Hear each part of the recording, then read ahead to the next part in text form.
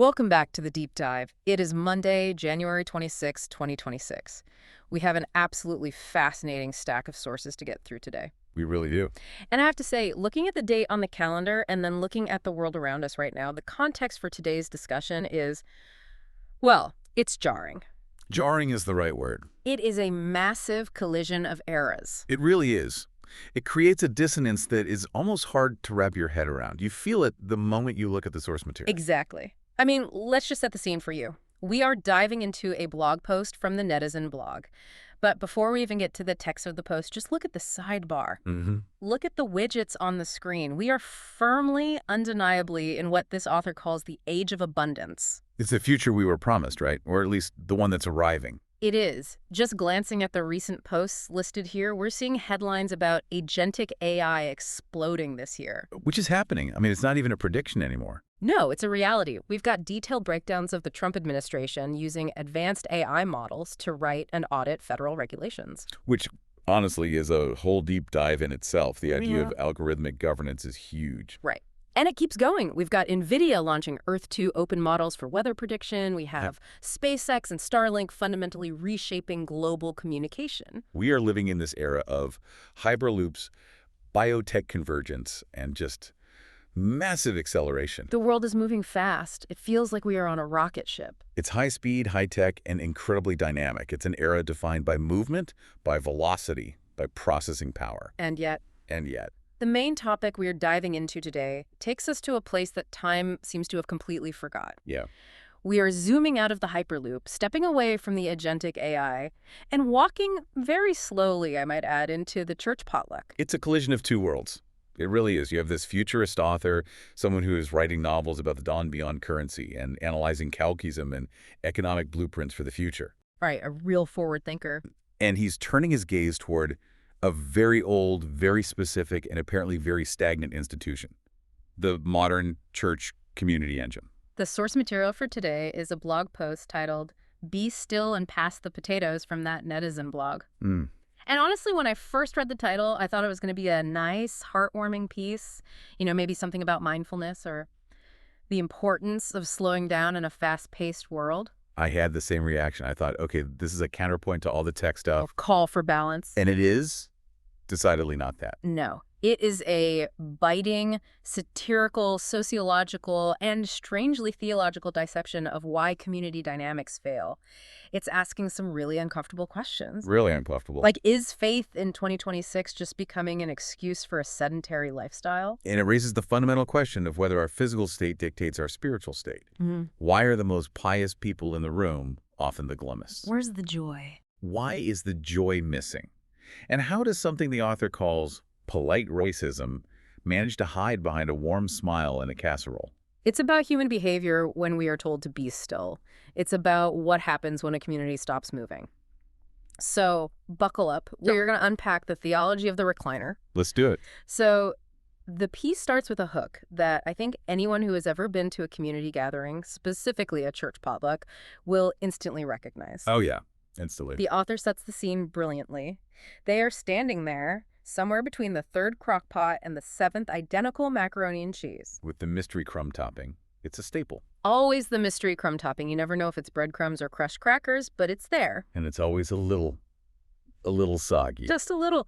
And standing there balancing a paper plate that is probably soaking through, the author has a realization that nearly knocks over the folding table. The great image. The realization is, I am surrounded by people who do not believe in moving. And he clarifies immediately. He doesn't mean they don't believe in moving in a metaphorical sense, like moving forward in life or career. Right, not personal growth. No, he means physically, kinetic energy, the actual displacement of mass through space. Right, it's a physical comedy scene. You can almost see the author looking around this fluorescent lit room, scanning the crowd, and just seeing a sea of people who are committed to stationarity. It's like a tableau of inertia. It's the potluck epiphany. And what makes this critique so interesting and deeper than just, hey, people are lazy, is that the author ties it directly to a theological root. Yes. It's not just that people prefer the couch, it's that they have scriptural backing for it, or at least they think they do. The famous verse, Psalm 46.0, "Be still and know that I am God." A beautiful verse, one of the most quoted in the entire canon. It is.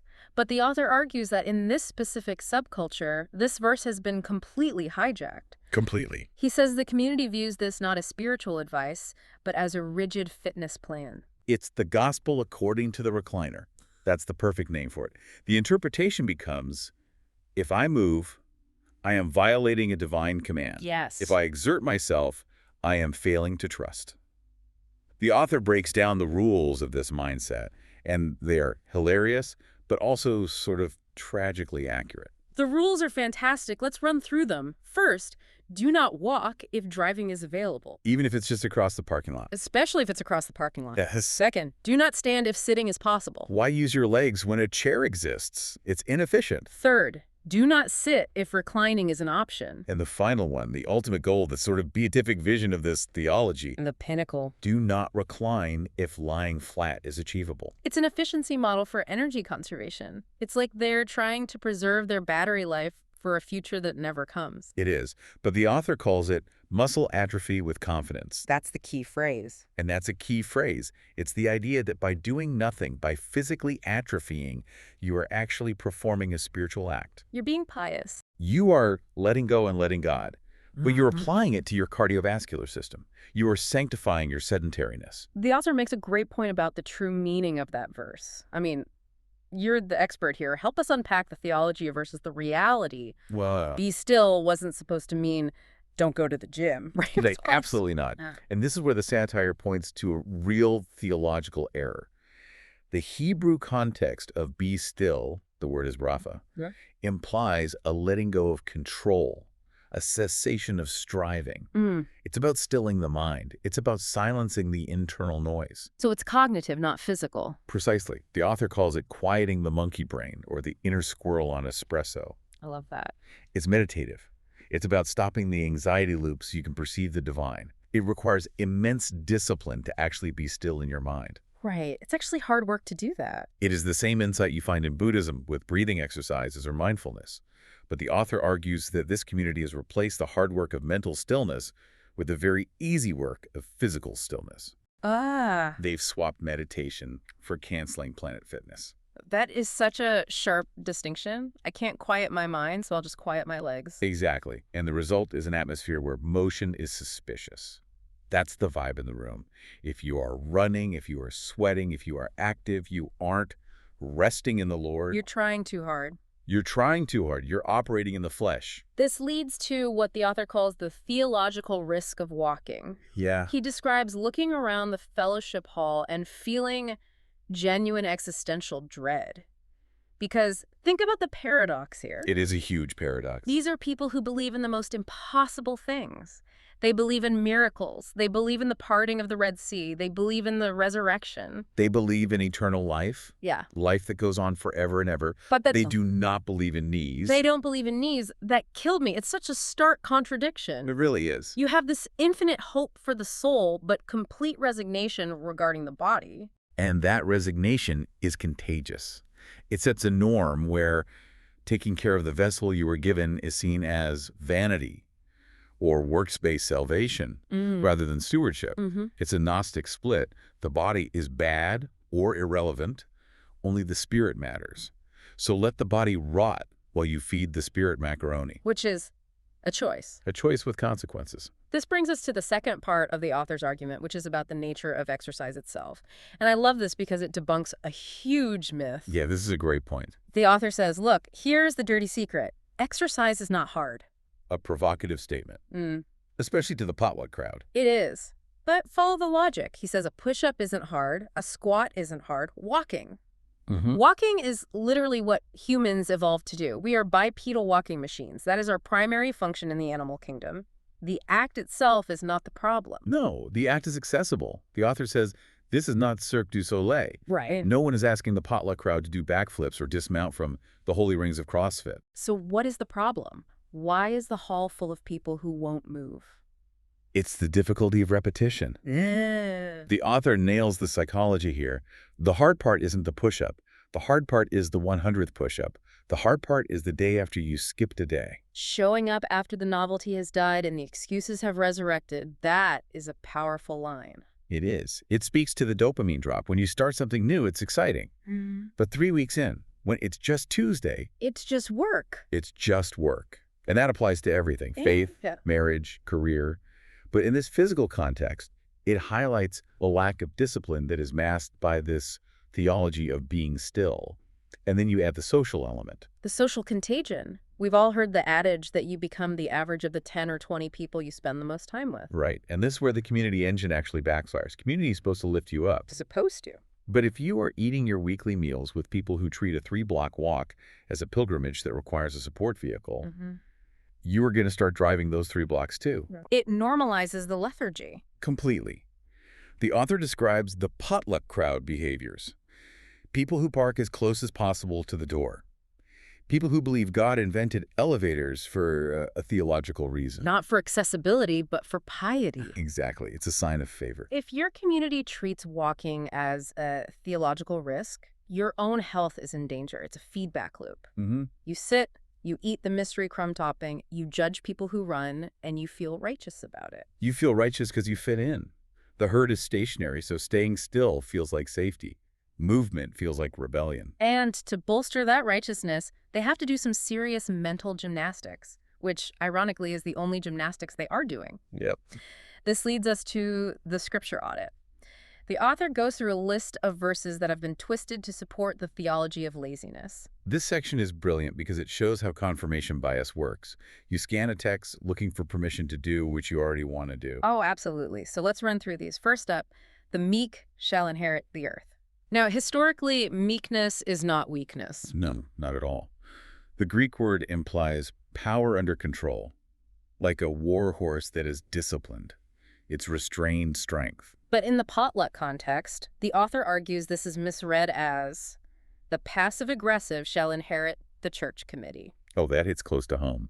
I think everyone who's been in an organization like that knows exactly who that person is. It's the weaponization of meekness. It's not about humility, it's about avoiding conflict and avoiding exertion, but still maintaining control. It's the person who sighs loudly rather than helping move the tables. Yes, that's the perfect example, the performative suffering. Right. Next one. Give us this day our daily bread. Which is interpreted as a justification for eating like every meal is a rehearsal for the Last Supper. The author notes how aggressively bread is represented at these events. Oh, yeah. It's carb loading for a marathon that never happens. It's interesting, right? The prayer is for daily bread sustenance, enough for today.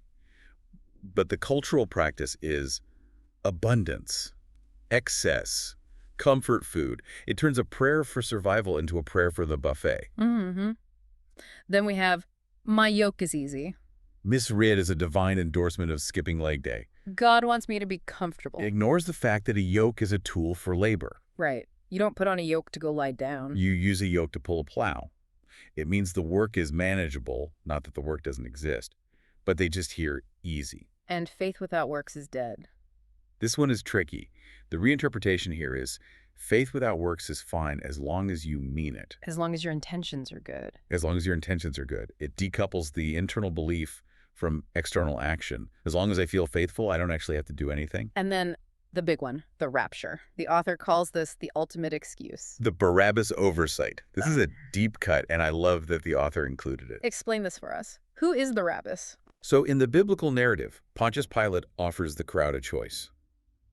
Release Jesus or release Barabbas. Okay. Barabbas was a revolutionary, a fighter, maybe a murderer.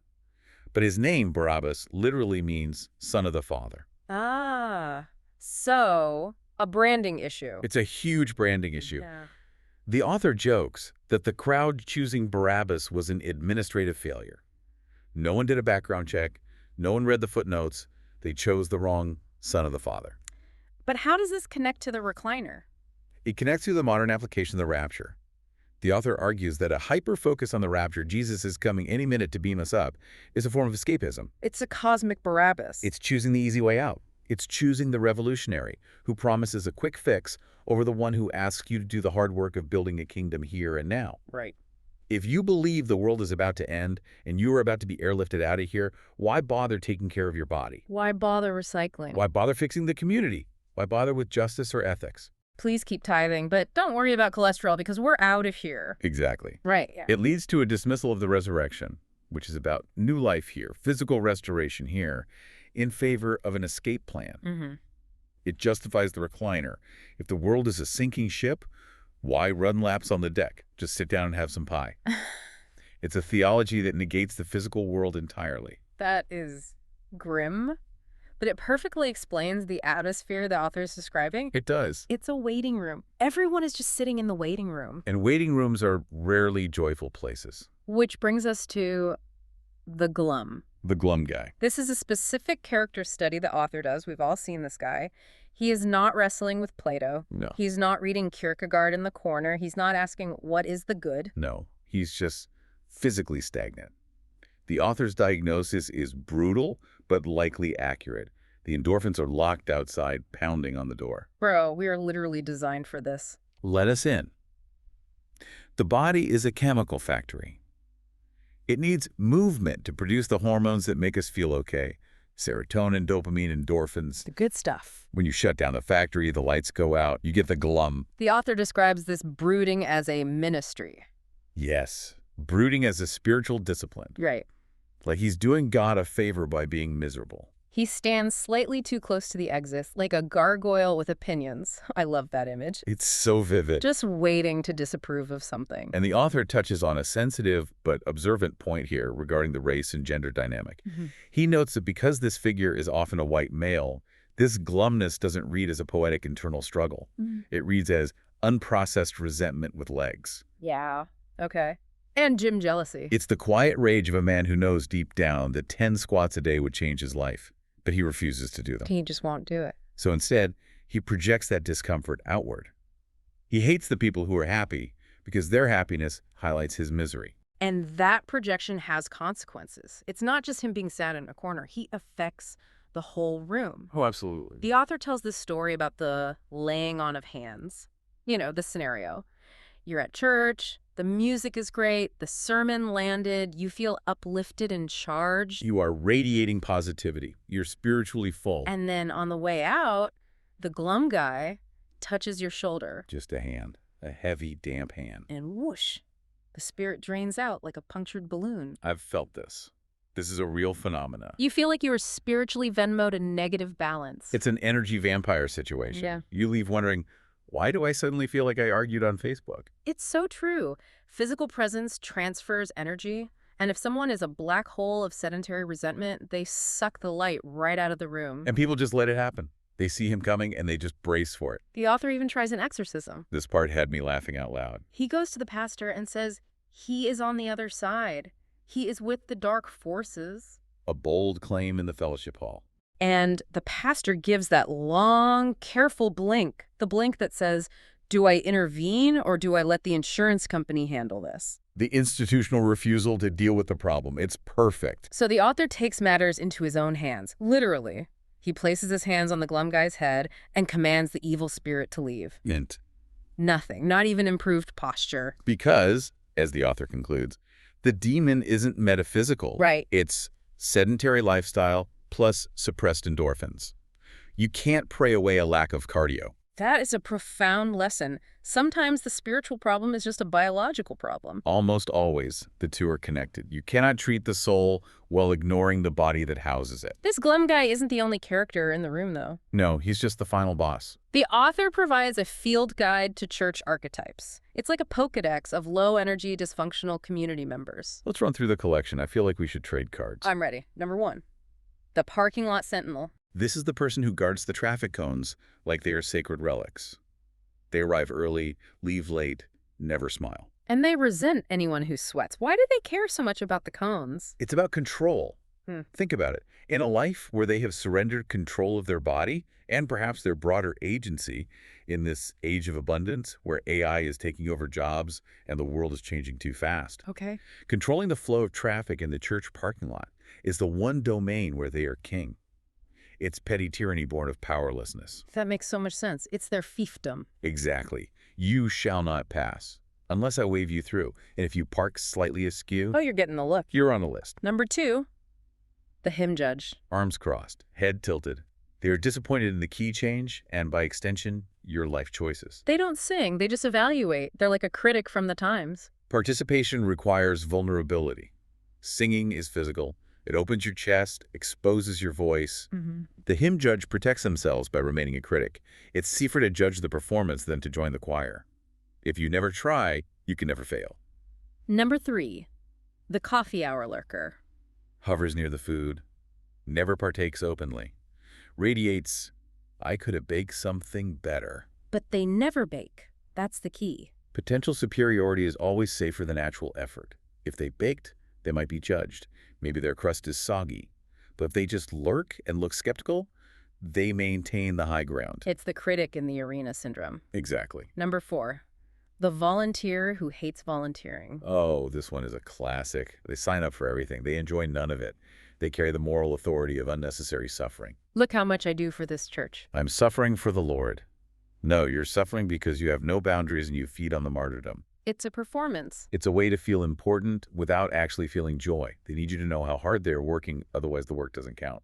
And finally, number 5, the handshake assassin. The grip is too long. The eye contact is too intense. It's an OSHA violation. They are transferring unresolved emotions through skin contact. It's a desperate bid for connection from people who have forgotten how to connect normally. Right. They hold on because they don't know how to let go or how to interact without that weird intensity. They are starved for touch, but don't know how to ask for it appropriately. These archetypes, they are funny, but when you pile them all into one room, they are also sad. They're deeply sad. They represent a community that has forgotten how to be human in favor of performing religiosity. Exactly. They're performing roles. The sentinel, the judge, the martyr. None of them are just being.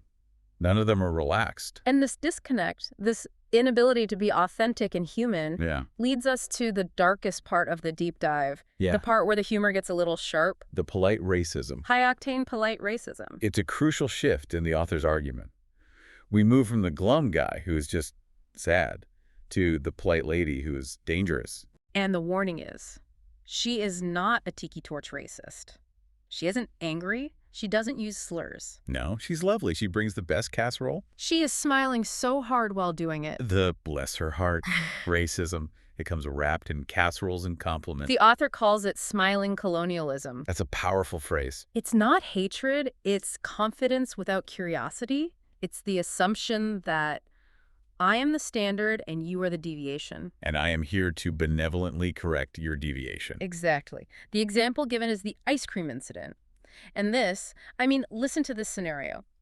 There's a man from Kenya at the church. Oh. He has an engineering degree. He comes from a country with electricity, skyscrapers, and technology. And functioning wrists. But he is standing near the soft-serve machine, and the polite lady swoops in. Oh, sweetie, this must be very confusing for you. She explains how to use the lever. She explains the concept of cold. With Olympic-level cheerfulness. Can you imagine being an engineer standing there and having someone explain ice cream to you because they assume what? Yeah. That you just walked out of the savannah? That's exactly what they assume.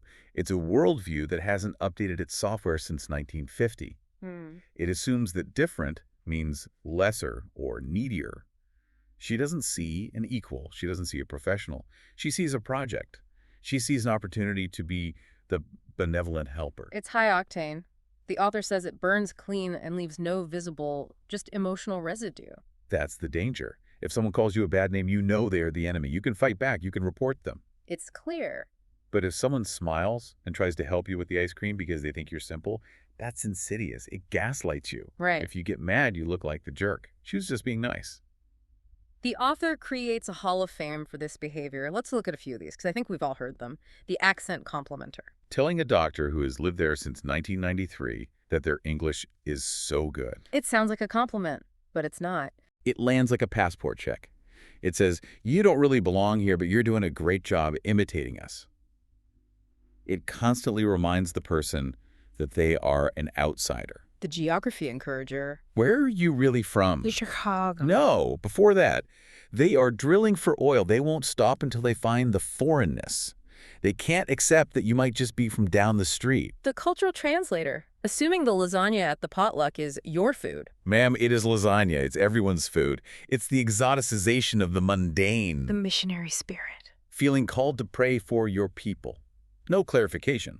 Just vibes. Just your people. It's treating a person as a representative of a demographic that needs saving, rather than a neighbor who might just want a cup of coffee. And the volume adjuster, speaking slower to anyone vaguely Mediterranean. As if English operates on an RPM limit. It's patronizing. It assumes a cognitive deficit where there is only a melanin difference. And the final one, which is maybe the worst, the name simplifier. Oh, this one is brutal. Offering to call someone something else is a favor, as if their parents were just brainstorming wildly. Can I just call you Steve? No, you can't. Audacity is just, it's breathtaking. The author points out why this is so hard to fight. If you object, you become the problem. Right, I was just trying to help. I didn't mean anything by it. It uses politeness as a shield. Arguing against it is, as the author says, like punching a cloud. You just swing through the mist and look ridiculous. So putting it all together, we have a church full of immobile, glum people who are occasionally politely racist. Yeah. It sounds exhausting. It sounds like a community that is dying while pretending to be alive. It's a zombie institution. So what is the solution? The author has a radical proposal, and it's not more prayer meetings. No, it's not a seminar. It's not a new committee. It's not a diversity workshop. It's a walk. 10 minutes around the block. Sweat is not a sin. The body requires participation. The benediction is beautiful. Maybe God did not intend eternal life to begin with a recliner and end with a casserole. It's such a simple fix, but it disrupts the entire system we've just described. Completely. If you walk, you get endorphins. If you get endorphins, you aren't the glum guy. Right. And if you aren't the glum guy, maybe you stop projecting your resentment. Maybe you stop policing the parking cones because you don't need that petty control anymore. And maybe if you are walking with someone, say the engineer from Kenya, you might actually talk to him instead of explaining ice cream to him. Yes. Movement changes the dynamic. When you are sitting in the recliner or the pew, you are an observer. You are the audience. The other person is the object. But when you walk together, you are side by side. You're looking at the same horizon. Movement creates equality. Movement creates reality. It breaks the recliner mindset. It forces you to interact with the world as it is, not as you want it to be from your comfortable chair. Now, I want to zoom out. We need to connect this to the bigger picture. We mentioned at the beginning that it is January 2026. The sidebar of this blog is screaming about the future. This is crucial. This isn't just a critique of a church. It's a critique of how humans are adapting or failing to adapt to the age of abundance. Right. The author, writing on the Netizen blog, is surrounded by topics like agentic AI, biotech convergence, Mars colonization. The world is accelerating. Right. Outside the church doors, we have AI agents negotiating contracts. We have robots redefining movement, Boston Dynamics stuff, Tesla bots, things that can run parkour courses. Right. We have crypto hitting records. The substrate of reality is changing. And inside? Inside, the community engine is stuck in a sedentary loop. The contrast is the point. It's the whole thesis. The author seems to be arguing for a Kalkiist approach, which is mentioned in their book titles in the sidebar. Tolkienism, the economic and spiritual blueprint for an age of abundance. Right. We can infer that this philosophy is about active participation.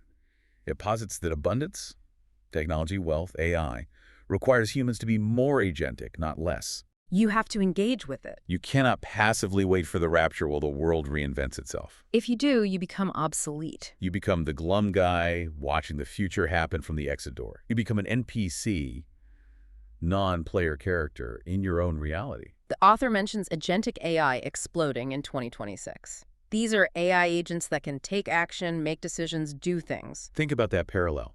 We are building machines that have agency, the ability to act. Meanwhile, we have humans in the church surrendering their agency to the recliner. Whoa. That is a heavy thought. The machines are learning to walk, run, and think. The humans are learning to sit, eat, and judge. It's an inversion. That is a recipe for a civilization-level crisis. If we cede agency to the machines, what is left for us? Just the casserole. It raises a really provocative final thought. The author mentions robots redefining movement. If we don't learn to move our own bodies, if we don't fix our own communities. Will we eventually just outsource fellowship to the AI agents? If the glum guy won't smile. We'll build a robot that will. If the polite lady can't stop being condescending. We will program an AI that is genuinely curious and culturally competent. That is a terrifying and hilarious thought. We might automate the potluck because the humans are too tired to pass the potatoes. It's the logical conclusion of the theology of the recliner. If the goal is to do nothing, eventually, technology will help you achieve that goal perfectly. You'll succeed. You will do absolutely nothing. You will be served by agents. And that is not life. That is death. That is the ultimate atrophy. So the call to action today is pretty clear. And it's urgent. Don't be the coffee hour lurker. Don't be the parking lot sentinel. And for the love of everything holy, do not explain ice cream to an engineer. Please don't. Assume competence, always. Get up, go for a walk, 10 minutes, call it contemplative if you have to. Tell them it's a prayer walk. Tell them it's a Jericho march. Just move your legs. Avoid the handshake assassin on the way out. Duck and roll if you see him. That's it for this deep dive. We'll see you in the next one. Hopefully you will be standing up. Pass the potatoes. Be still, but keep moving. See you next time.